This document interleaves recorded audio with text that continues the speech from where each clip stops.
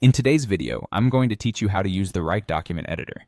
Whether you're new to Wrike or just looking to sharpen your skills, this video will cover everything you need to know to start editing documents seamlessly within the platform. Let's dive right in.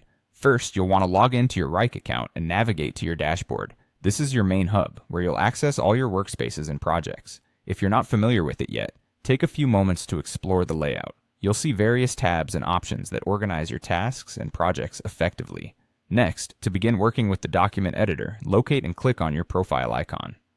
It's typically found in the top right corner of your dashboard.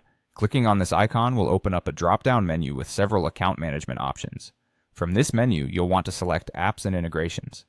This section allows you to explore a variety of tools and features that enhance your Wrike experience. Once you're inside the Apps and Integrations page, use the search bar to look for the document editor. Simply type in the phrase and hit Enter. This action will lead you to a list of relevant applications.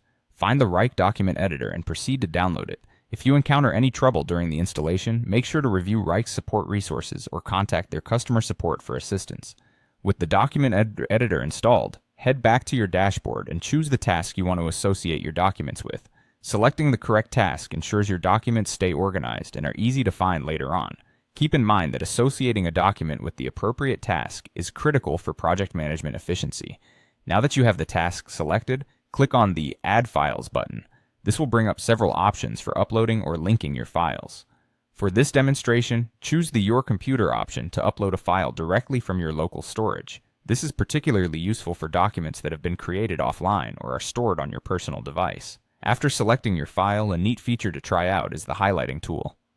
Once your document is open in the editor, click on Highlight to emphasize crucial parts of your text. This is a great way to draw attention to key information, helping you and your team stay on the same page during collaboration. And there you have it.